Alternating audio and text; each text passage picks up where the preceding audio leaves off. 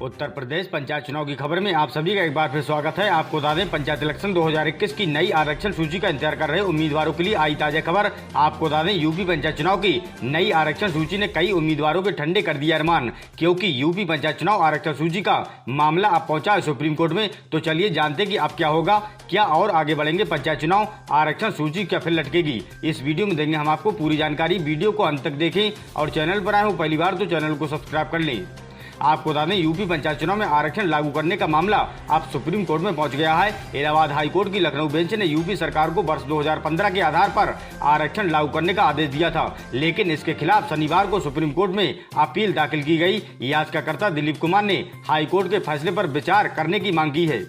इसी बीच पंचायत चुनाव के लिए हाईकोर्ट के आदेश के अनुपालन के क्रम में नए सिरे से तय पदों के आरक्षण और आरक्षित सीटों के आवंटन की पहली सूची शनिवार को प्रकाशित होना शुरू हो गई।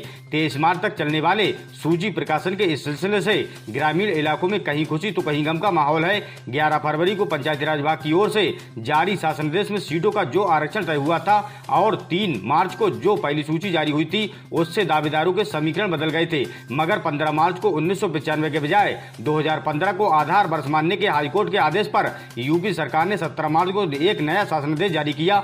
उसी शासनादेश के अनुपालन में शनिवार को जारी सूची ने भी पंचायतों में आरक्षण में फिर से बदलाव कर दिया। गांव की सियासी सूरत बदल गई। इसी बीच आपको बता दें कि अब तक की व्यवस्था के अनुसार 20 से 23 मार्च के बीच पहली सूची पर दावे और आपत्ति दाखिल की जा सकेंगी। 24 से 25 मार्च के बीच उनका निस्तारण किया जाएगा। फिर अंतिम सूची तैयार होगी और 26 मार्च को इस अंतिम सूची का प्रकाशन किया जाएगा।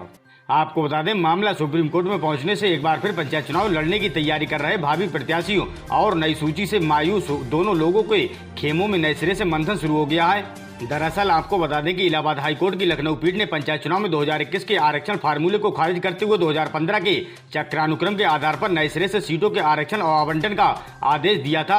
हाईकोर्ट ने साफ कहा था कि प्रदेश में पंचायत चुनाव के लिए जारी की गई आरक्षण प्रणाली नहीं चलेगी, बल्कि 2015 को आधार मानकर ही आरक्षण सूची जारी की जाए। अदालत ने राज्य सरकार को आरक्षण की कार्रवाई 27 मार्च तक पूरी करने को कहा था।